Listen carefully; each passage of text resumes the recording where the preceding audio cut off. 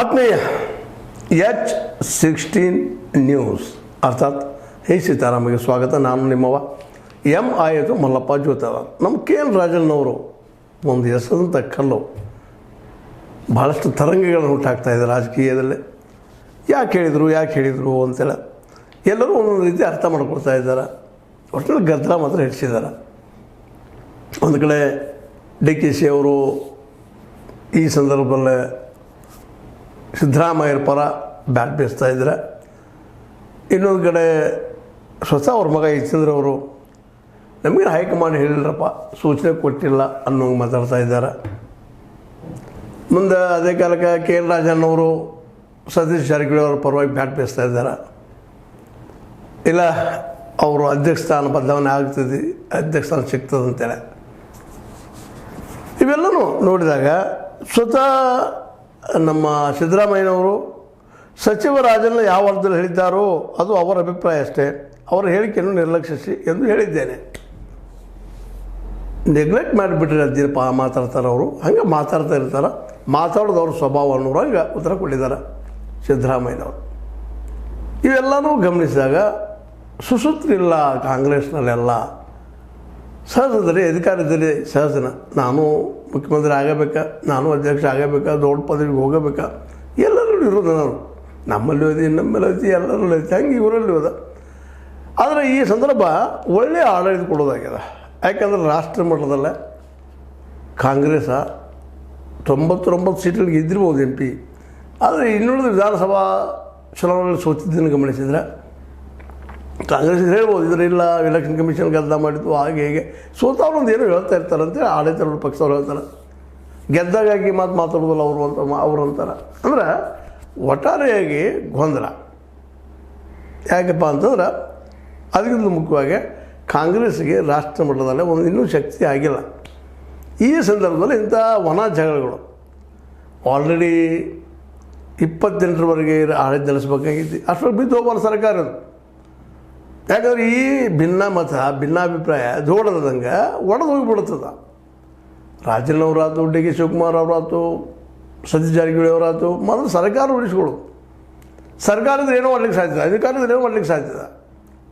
ಸಿದ್ದರಾಮಯ್ಯ ಇವ್ರದ್ದೆಲ್ಲ ಕೆಲಸ ಮಾಡಿ ಕೊಡ್ತಾರೆ. ಅವರು ಇವ್ರಿಗೆ ಏನು ವೈಯಕ್ತಿಕವಾದಂಥ ಕೆಲಸಗಳಿದ್ದಾವೆ ಎಲ್ಲ ಅನುಕೂಲ ಮಾಡಿ ಕೊಡ್ತಾರೆ. ಯಾಕೆ ಅವರು ಅಧಿಕಾರ ಉಳಿಬೇಕಾಗಿದೆ, ಅವ್ರಿಗೆ ಕುರ್ಚಿ ಬೇಕಾಗಿದೆ, ಅವ್ರಿಗೆ ಮುಂದಿನ 5 ವರ್ಷ ಆಳಬೇಕಾಗಿದೆ. ಅದಕ್ಕಾಗಿ ಅವರು ಯಾವುದೇ ರೀತಿಯ ಗೇಮ್ ಆಡೋದಕ್ಕೂ ಸಜ್ಜಾಗ್ಯಾರ. ಹೀಗಾಗಿ ಗೇಮ್ ಆಡ್ತಾ ಎಲ್ಲೋ ಹೋಗಿ ಕಾಂಗ್ರೆಸ್ ಸರ್ಕಾರ ಬಿದ್ದು ಹೋಯ್ತಪ್ಪ ಅಂತಂದ್ರೆ ರಾಷ್ಟ್ರ ಮಟ್ಟದಲ್ಲಿ ಇದಕ್ಕೆ ಆಧಾರ ಇಲ್ದಂಗೆ ಆಗೋಗ್ಬಿಡ್ತದೆ ಕಾಂಗ್ರೆಸ್ಗೆ. ಏನೋ ಅಲ್ಲೊಂದು ಇಲ್ಲೊಂದು ಇಷ್ಟೊಂದು 2 ಉಳಿದಾವ ಸಣ್ಣ ಅದರಿಂದ ಏನೂ ಆಗೋದಿಲ್ಲ.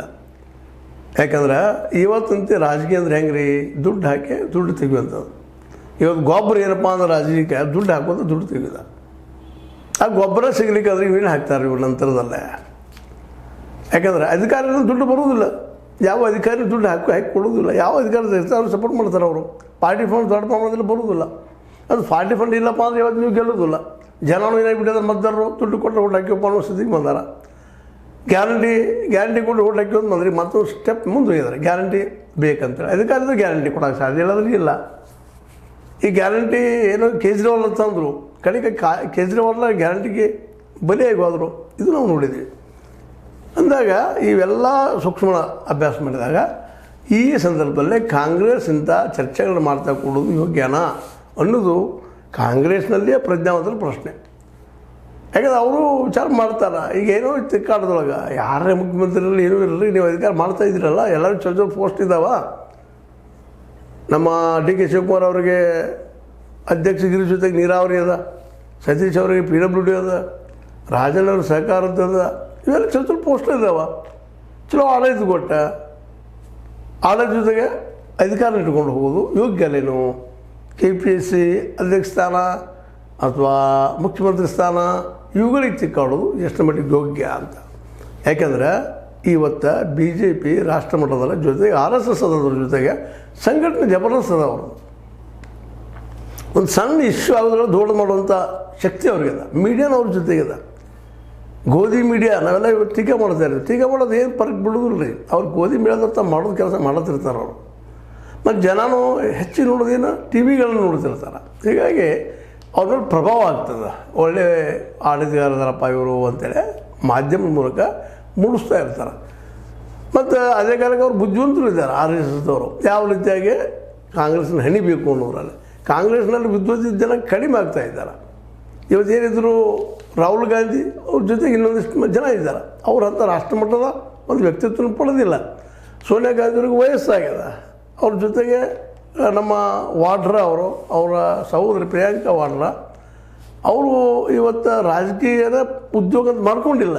ಇವೆಲ್ಲ ನೆಲೆಯಲ್ಲೇ ಇವತ್ತು ಕಾಂಗ್ರೆಸ್ಸಿಗೆ ಉಳಿದಂಥವ್ರು ಅಟ್ಲೀಸ್ಟ್ ಸಿದ್ದರಾಮಯ್ಯ ಅಂತವರು, DK ಅಂತವರು, ಸತೀಶ್ ಅವರು ಅಂತವರು ಮತ್ತೊಮ್ಮೆ ವಿಚಾರ ಮಾಡಿ ಈ ಅಧಿಕಾರ ಸಭೆ ಕಳೆದಬೇಕಾಗಿದೆ. ಕೆ ರಾಜೇಂದ್ರವರು ಆದಷ್ಟು ಮೌನಿದ್ದಷ್ಟು ಒಳ್ಳೆಯದು ಅನ್ನೋಂಥ ಅಭಿಪ್ರಾಯಗಳು ವ್ಯಕ್ತಪಡಿಸ್ತಾ ಇದ್ದಾರೆ. ಅದಕ್ಕಾಗಿನ ಅದು ನಿರ್ಲಕ್ಷ್ಯ ಮಾಡಿಬಿಟ್ರಪ್ಪ, ಏನವ್ರು ಮಾತಾಡೋದು ಬೇಡ ಅಂತ ಸಿದ್ದರಾಮಯ್ಯನವರು ಭಾಳ ಜಾಣ್ಮೆಯಿಂದ ಜೊತೆಗೆ ಅವ್ರ ಬಗ್ಗೆ ಒಂದು ನಿರ್ಲಕ್ಷ್ಯ ತೋರಿಸುವಂಥ ಕೆಲಸವನ್ನು ಮಾಡಿದ್ದಾರೆ. ಹಾಗಂತೇಳಿ ಅವ್ರ ಬಗ್ಗೆ ಮಾತಾಡಲಿಕ್ಕೆ ಆಗೋದಿಲ್ಲ. ಯಾಕೆಂದರೆ ಸತೀಶ್ ಅವ್ರ ಜೊತೆ ಅವರು ಗುರುತಿಸಿಕೊಂಡಿದ್ದಾರೆ. ಸತೀಶ್ ಮತ್ತು ರಾಜೇಂದ್ರರಿಗೆ ಮಾನಸಿಕ ಹರ್ಟ್ ಕೊಡೋದು ಅವ್ರಿಗೆ ಬೇಕಾಗಿಲ್ಲ ಸಿದ್ದರಾಮಯ್ಯನವ್ರಿಗೆ. ಅದೇ ಕಾಲಕ್ಕೆ ಇನ್ನೂ ಒಂದು ಡೆವಲಪ್ಮೆಂಟ್ ಆಗಲಿಕ್ಕತ್ತದ. ಈಗ ಆಲ್ರೆಡಿ DK ಜೊತೆಗೆ ಮತ್ತು ನಮ್ಮ ಇವ್ರ ಸಿದ್ದರಾಮಯ್ಯ ಜೊತೆಗೆ ನಮ್ಮ ಪರಮೇಶ್ವರವರು ಹೋಗಿ ಭೇಟಿಯಾಗಿ ಮಾತಾಡ್ತಾ ಇದ್ದಾರ ಅಂತೇಳಿ ಗೃಹ ಸಚಿವರು ಏನು ಮಾತಾಡಿದ್ರು ಗೊತ್ತಿಲ್ಲ. ಏನು ಕೇಳ್ಕೊಳ್ಳೋ ಅದು ನಮ್ಗೆ ಗೊತ್ತಿಲ್ಲ ಅನ್ನೋ ಮಾತು ಎದ್ದು ಬರ್ತಾ ಇದ್ದಾವೆ.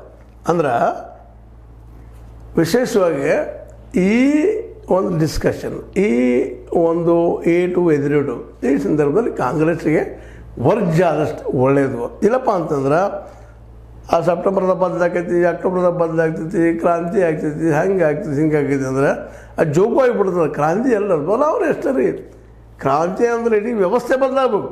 ಇಲ್ಲೆಲ್ಲಿ ಬದಲಾಗ್ತದೆ ರೀ? ವ್ಯವಸ್ಥೆ ಬದಲಾಗ್ತದನ? ಭ್ರಷ್ಟಾಚಾರ ಕಿತ್ತು ಹೋಗ್ತದನ? ಇವತ್ತು ಯಾರೋ ಬಂದು ಭ್ರಷ್ಟಾಚಾರ ಇರೋದಲ್ಲ ರೀ.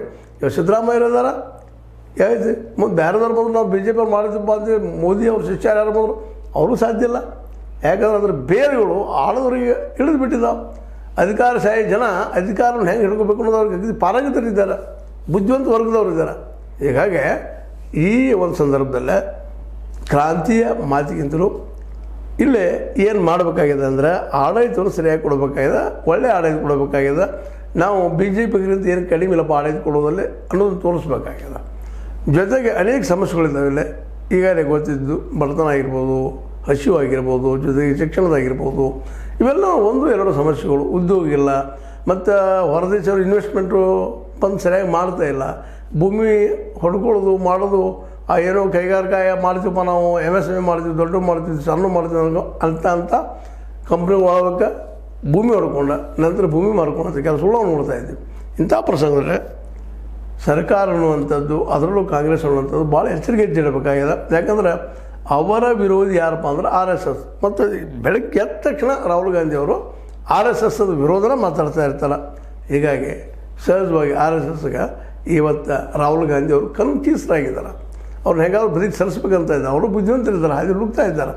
ಇಂಥ ಪ್ರಸಂಗದಲ್ಲ ಇಂಥ ಒಂದಿಷ್ಟು ಜಗಳಗಳು ಸಿಕ್ಕುಪ್ಪ ಅಂತ ಅವ್ರಿಗೆ ಬರೋಬ್ಬರಿ ತಮ್ಮ ಹೆಂಗೆ ಬೇಕೋ ಹಂಗೆ ಹೊಡ್ಕೊಳ್ತಾರೆ. ಆದರೂ ಒಂದೇ ಸಮಾಧಾನ ಇಲ್ಲಿವರೆಗೆ ಅಂದ್ರೆ ಇವತ್ತು ಸಿದ್ದರಾಮಯ್ಯ ಇರ್ಬೋದು, DK ಅವರು ಇರ್ಬೋದು, ಸತೀಶ್ ಜಾರಕಿಹೊಳಿ ಇರ್ಬೋದು, ಇವೇನು ನಾಯಕರಿದ್ದಾರೆ ಪ್ರಮುಖ ಒಂದಿಷ್ಟು ಇವರಲ್ಲೇ ಇವರೆಲ್ಲರೂ ಕಾಂಗ್ರೆಸ್ಸಿಗೆ ಬಂದಿದ್ದಾರೆ. ಮತ್ತು ಸಮಾಜವಾದ ಅಂತ ನಾವು ಕರ್ಕೊಳ್ತೀವಿ ಅಥವಾ ಒಂದು ಸಮತಾವಾದ ನಾವು ಕರ್ಕೊಳ್ತೀವಿ, ಆ ಐಡಿಯಾಗೆ ಇವ್ರು ಬಂದಿದ್ದಾರೆ. ಮತ್ತು ಅದರಲ್ಲೂ ಮುಖ್ಯವಾಗಿ ಅಹಿಂದ ಮೂಮೆಂಟ್ ಅನ್ನೋ ಸತೀಶ್ ಅವರು ಹುಟ್ಟು ಹಾಕೊಳ್ಳೋದು ಬೆಳೆಸ್ಕೊಂಡು ಬಂದ್ರೆ DK ಅವರು ಮೊದಲಿಂದೂ ಕಾಂಗ್ರೆಸ್ಗರಿದ್ದಾರೆ. ಅವರಲ್ಲಿ ಕಾಂಗ್ರೆಸ್ನ ಬಗ್ಗೆ ಏನಪ್ಪ ಅಂದ್ರೆ ಅವ್ರಿಗೆ ಗೊತ್ತಿಲ್ಲದನ್ನ ಒಳ್ಳೆಯ ಭಾವನೆಗಳು ಬೆಳೆದ್ಬಿಟ್ಟಿದ್ದಾವೆ. ಹೀಗಾಗಿ ಅವರು ಹೊಡಿಲಿಕ್ಕಿಲ್ಲ ಒಂದು ಸಮಾಧಾನ. ಅದು ಇದು ಎಲ್ಲಿವರೆಗೆ ಅಂತ. ಯಾಕಂದರೆ ಕುತ್ತಿಗೆ ಬಂತಂದ್ರೆ ಯಾರಾದರೂ ವಿಚಾರ ಮಾಡೋರೋಣ ಅಂತ ಅನ್ನೋದನ್ನು ನೆನಪಿಟ್ಕೊಂಡ ರಾಜಣ್ಣಂಥವ್ರು ಆದಷ್ಟು ಮೌನ ತಮ್ಮ ಕೆಲಸ ಮಾಡಿದ್ರೆ ಒಳ್ಳೆಯದು ಅಂತೇಳಿ ಈಗಿನ ಸಂದರ್ಭದಲ್ಲಿ ಅನ್ನಿಸ್ಲಿಕ್ಕತ್ತದ್ರಿ. ನನಗೆ ಸಮಸ್ಯೆನ ಕ್ರಿಯೇಟ್ ಮಾಡೋದು, ನಮ್ಮ ಮಾಧ್ಯಮದವ್ರಿಗೆ ಏನಪ್ಪ ಅಂದ್ರೆ ಒಂದು ವಸ್ತು ಆಗೋದು, ಅದೆಲ್ಲ ಬೇಕಾ ಇವತ್ತು ಅನ್ನುವಂಥ ಒಂದು ಸಣ್ಣ ಪ್ರಶ್ನೆ. ಸೆಪ್ಟೆಂಬರ್ ಕ್ರಾಂತಿ ಆಗೇ ಆಕೈತನ ನೀವೇನೋ ಮಾತಾಡ್ತಾ ಇದ್ದೀರಿ. ಆದರೂ ಒಳ್ಳೆಯದು ಆಗಲಿ, ಬದಲಾವಣೆ ಆಗಲಿ. ಕ್ರಾಂತಿ ಅಂದರೆ ಅಮೂಲಾಗ್ರ ಬದಲಾವಣೆ. ಆ ದಿಶೆಯಲ್ಲೇ ಏನಾದರೂ ಆಗ್ತದೆ. ನಾವು ಸಿದ್ದರಾಮಯ್ಯನವರ ಅದು ನಿಮಗೆ ಗೊತ್ತು, DK ಗೊತ್ತು, ಸತೀಶ್ವರಿಗೆ ಗೊತ್ತು, KR ರಾಜನಿಗೆ ಗೊತ್ತು ಅಂತ ಜನಸಾಮಾನ್ಯರು ಮಾತಾಡ್ತಾ ಇದ್ದಾರೆ. ಇದು ನೀವು ಲೈಕ್ ಆಗಿರ್ಬೋದು. ಲೈಕ್ ಮಾಡಿ, ಶೇರ್ ಮಾಡಿ, ಕಮೆಂಟ್ ಮಾಡಿ, ಜೊತೆಗೆ ಸಬ್ಸ್ಕ್ರೈಬ್ ಆಗೋದು ನಿಲ್ಲಿಸ್ಬೇಡ್ರಿ. H60 ನ್ಯೂಸ್ ಅರ್ಥಾತ್ ಸಿದ್ದರಾಮಯ್ಯ ಸತ್ಯಕ್ಕೆ ವಂದನೆಗಳು.